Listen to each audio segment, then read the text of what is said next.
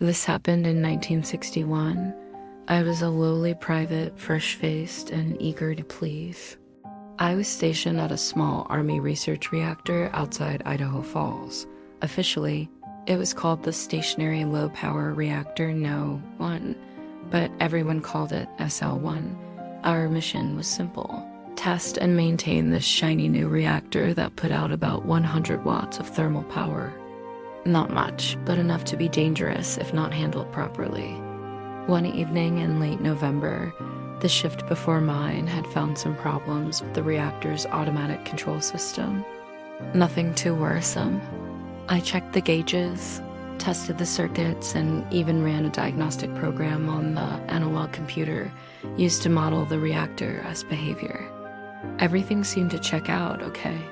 So my supervisors decided to let me run the reactor overnight while they took a well-deserved break. By midnight, I was alone in the reactor control room, checking gauges, testing equipment. The only sound was the hum of the giant ventilation system rattling through the thick steel walls. Outside, it was pitch black. Then suddenly, the silence was shattered by the deafening clang of an alarm. Critical excursion detected. It blared again. Critical excursion detected.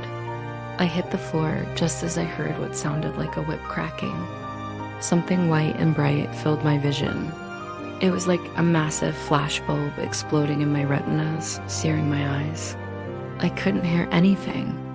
All I could see was a blinding white light filling my entire field of view. It must have lasted only a fraction of a second before everything went black. When I came to, I was sprawled on the floor. My glasses were shattered and hanging around my neck by the wire. Blood trickled out of a cut on my forehead. Glass shards were embedded in my arms and hands. Instinctively, I looked up. Through blurry eyes, I saw my colleague, Staff Sergeant Kelly, on a ladder near the mixing tank. He was slumped over, his face pale and lifeless. His uniform was scorched and his boots had melted halfway up his legs. I crawled toward him. At first, I thought he was burned badly, but then I saw his mouth contorted in a silent scream, and I realized he wasn't breathing. He was muttering something over and over. I strained to listen. "I'm burning up, I'm burning up," he whispered. His voice cracked and died in his throat. The mixing tank had leaked. The core had gone prompt critical and exploded outward, vaporizing everything in its path. Kelly had been the closest. I don't remember much after that. The others arrived soon, and one of them screamed when they saw Kelly motionless on the ladder. I remember them doing something they had to do, getting me out of there, pulling me away from the glowing ruin of the reactor room.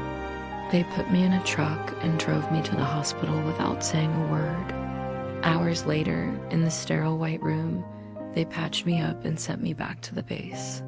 Later, I learned that Kelly didn't just lose consciousness. He was completely vaporized by the radiation blast.